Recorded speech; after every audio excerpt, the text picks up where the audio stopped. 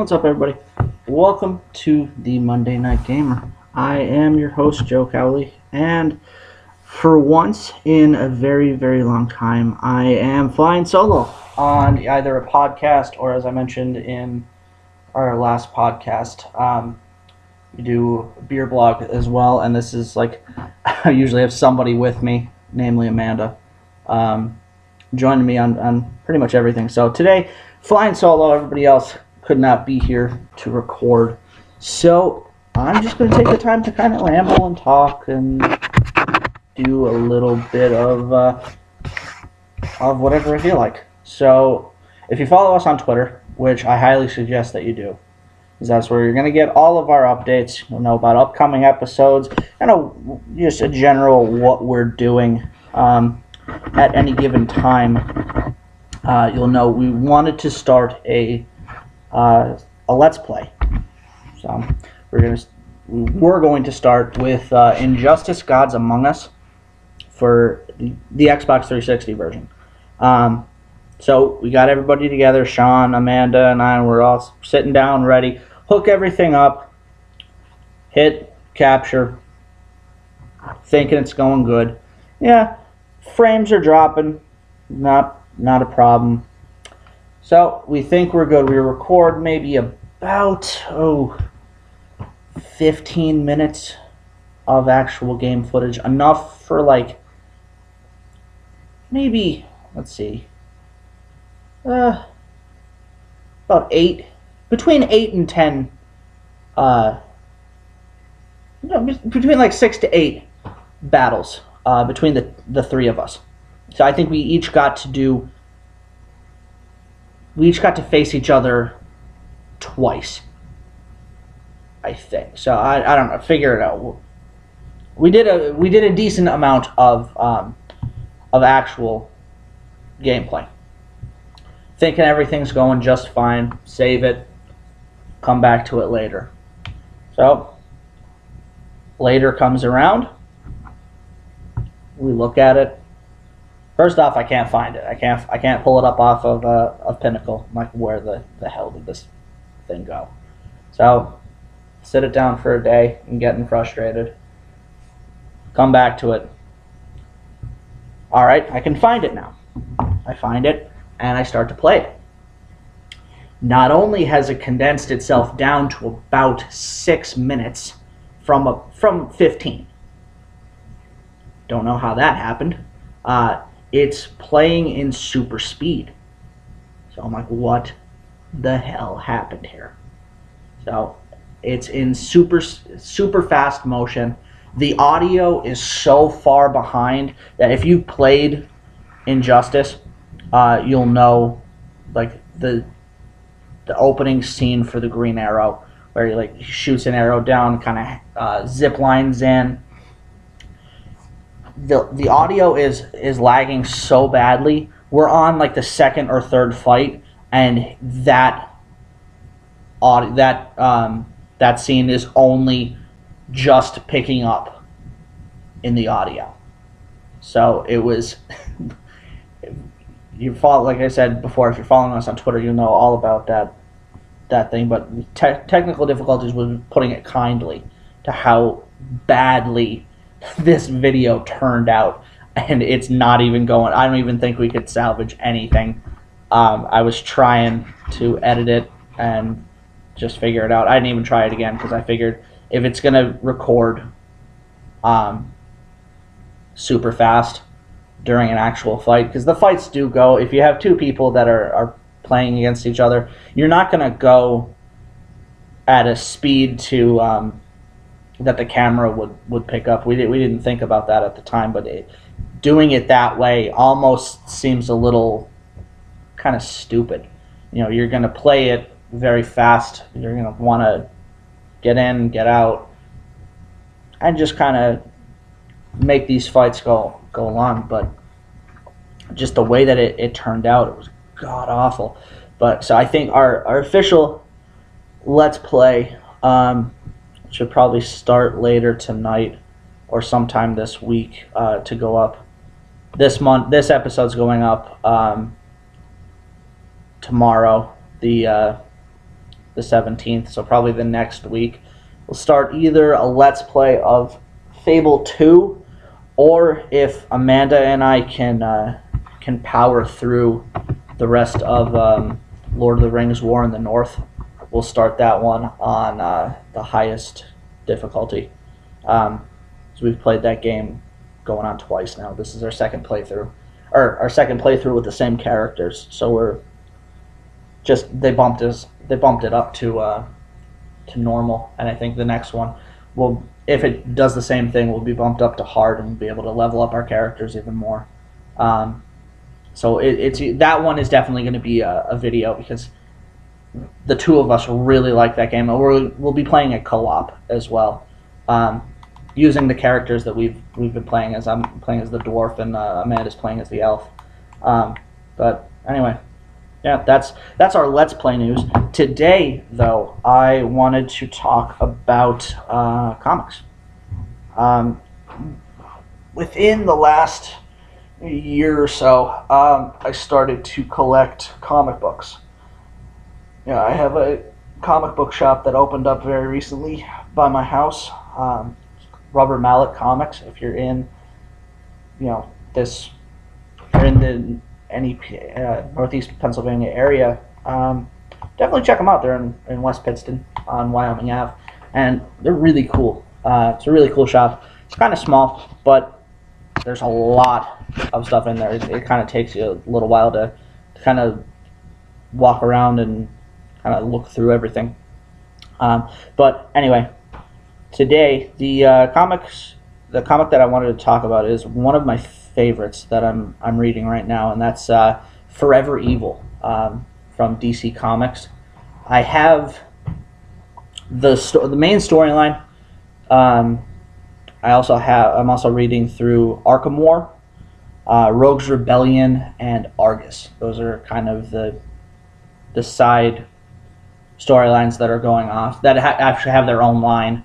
I think it also went into some of the Justice League things. I don't have any of those, but I want to talk about like kind of the main storyline right now. If you don't know what the main storyline is, it's like an alternate dimension versions of the Justice League have come to Earth, kind of seeking a new planet.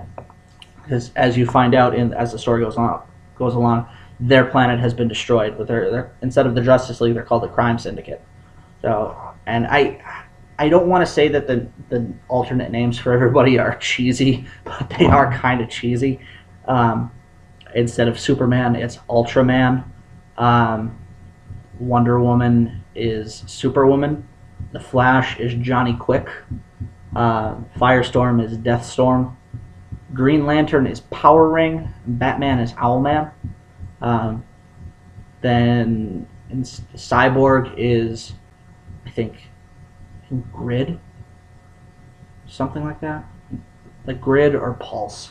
I don't know, but the whole thing behind him is the cybernetics that were in Cyborg have kind of taken a mind of its own and kind of left the what was human in Cyborg. So he's basically pretty much the technical part of that team. But I'm really liking this the storyline, mainly because it's like you see all the villains, the actual Justice League, except for Batman, are trapped within the Firestorm Matrix, and they have to try to get them out. So it's kind of left up to the villains to decide whether they're going to go along with this crime syndicate or if they're going to kind of go against them. With a lot of them end up going with them, but some go against them. Lex Luthor is definitely against them. You have Sinestro come in. Sinestro comes in because, as you find out throughout reading this story, that Batman has pretty much a contingency plan in case the Justice League kind of got a little bit too big for themselves. So he has something that would weaken all of them. He has a yellow ring to fight against the Green Lantern. He has kryptonite for Superman. and a couple of other things that I don't really remember. Um, I don't know if they even went into that much detail. I mean, had something for Aquaman, but in this, Aquaman is dead. So Black Manta has kind of taken up arms against the crime syndicate because they took away the one thing that he pretty much lived for, which was to kill Aquaman. So he definitely wants them dead. But it's an interesting twist because they don't have any problems with killing anybody. You know, you have Batman who wants them brought in and basically brought to justice, and the rest of them are like, yeah, no, that's not going to happen. We're killing them. It's as simple as that, and it's like basically Batman against every villain. They also bring Bizarro Superman into this. Lex Luthor has the clone of Superman in the storyline. It's not quite ready, but there really isn't that much time for it to develop more. So he brings it out, and it's Bizarro Superman. But I'm absolutely loving this this storyline. The one I'm caught up. I think it's going to end. I think it's a 7-part miniseries that they're doing, along with. I don't know how far they're going to go do the side lines of Argus, Arkham War, and Rogue's Rebellion. I know the main Forever Evil line is on issue number 6 right now, and so is Arkham War. Those two are at number 6. Argus and Rogue's Rebellion right now are on issues number 5, and I'm interested to see how they're going to conclude it. Because at this point they're trying to figure out how to get everyone out, how to get all of the Justice Leagues. There's the regular Justice League, Justice League Dark, and Justice League of America. They're all trapped in the Firestorm Matrix, and as it turns out, it's extremely unstable, and that amount of bodies in there can cause it to explode, and basically Firestorm would be the second Big Bang. So all life in the universe would basically cease to exist. So they're trying to figure out how to get that out, and I think they're onto it in Argus. In Argus, Colonel Steve Trevor, I think. I should have the book in front of me, but whatever. Let's figure out that Wonder Woman's lasso can be used to kind of go into, kind of break the Matrix and kind of reach out to people inside and pull them out of the Matrix, kind of stabilizing it more until pretty much everybody's out. But I'm not as big of a fan of the Argus line as I am the main storyline, and I also am really liking Arkham War. And in Arkham War, you see pretty much everyone that was in Arkham Asylum has kind of taken up a little slice of Gotham City. They're essentially kind of ruling it, and they want to rule the city as a whole. So you see Bane come in, and Bane kind of takes over as Batman almost, except with a little bit more of a twist. He's on for something bigger than Batman really wanted. But you've got, Scarecrow, Penguin. They're all trying to get basically a bigger piece of Gotham City and pretty much rule it for themselves. But that one I'm interested to see how it's gonna turn out. They had Scarecrow pretty much inject without them knowing, without people like Mr. Freeze, Killer Croc, and a couple like Mad Hatter, and a couple other villains that I can't name off the top of my head. They were all injected with Bane's venom. He kind of synthesized it and put it through the air vent. Little did they know that they need the constant supply of it, like Bane gets, to keep those powers going for a long time. So, it's an interesting panel where Bane's just kind of biding his time in the fight, and kind of mentions, I kind of know something that you don't know. Your powers are gonna wear off, and once they do, you're all dead. But I thought that was really interesting, and like I said, I absolutely love this line. If you have not read it yet, definitely do it. Pick it up because I think it's concluding very soon. I don't know if they're gonna extend it more in the Justice League line. So like I said, I know it's branched out into a bunch of things. I can't name all of them off the top of my head. I know there's in the regular Justice League comic, they're doing some Forever Evil stuff, but I kind of focused, at least my reading, on the main line itself, which I think was it was kind of easier on me because I didn't have to track anything else down, and it's being pulled for me at Rubber Mallet. But the one part in the actual story in issue 6 that I was lost a little, it lost me a little bit. Not confusing wise, I just kind of thought it was a little dumb, to be honest. Was their version of Lex Luthor, Alexander Luthor, is like Captain Marvel or Black Adam, but instead of saying Shazam, he says Shazam backwards. And it took me a second. I'm reading it. I looked at the panel, and it took a second. I'm like, what does he say? Oh, he said Shazam backwards. I'm like, that is so. It was kind of. I thought it was kind of stupid. I'm not gonna lie. Like, no.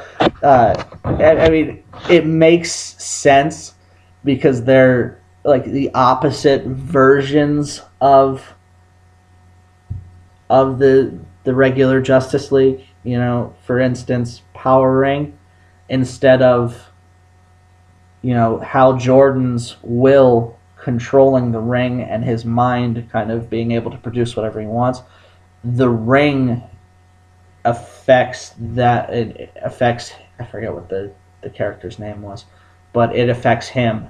It kind of controls the host instead of, it was almost like a parasite. It was like, the ring would talk to him and kind of, try to make him stronger. It was actually a very cowardly character, instead of, being able to create anything. It was its will. Instead of your will controlling it, it was its will controlling you, basically. But before I start to ramble, I'm really looking forward to the conclusions of Forever Evil. We're going to be talking about comics more often, kind of when we've run out of games to talk about. I think we're going to... I know we had our Borderlands episode. If we're not doing a full Let's Play, we're definitely going to start doing some gameplay behind some of the video game podcasts where if we're talking about a topic. I think one of the topics we're going to talk about was kind of the moral choice system in games, and the big one for that being Fable. So we're going to start I'm going to start the Let's Play of probably Fable 2. And that's going to kind of coincide. We'll do a moral choice podcast about that. And then I think atmosphere in gaming, with a big one being BioShock, the original BioShock. And maybe a little bit of Infinite. I know I didn't play it, but I know Sean did. So I might let him go and talk about that for a little while. But yeah, there's some future episodes that we're thinking about. Just if you really want to know kind of what we're thinking and what we're doing, like I said, Twitter is the best place to find that out. And our Twitter handle is at Monday Night Gamer, but at MON Night Gamer. Follow us on there. You'll know exactly what we are doing, down to pretty much the second. You'll know what our future episodes are going to be about, what Let's Plays we're going to be doing, what games we're playing, any pictures of games that we're doing. Whenever I get it into my head to make more of our background image using game pieces, we'll have that as well. But yeah, until next time, I'm Joe Cowley, signing off.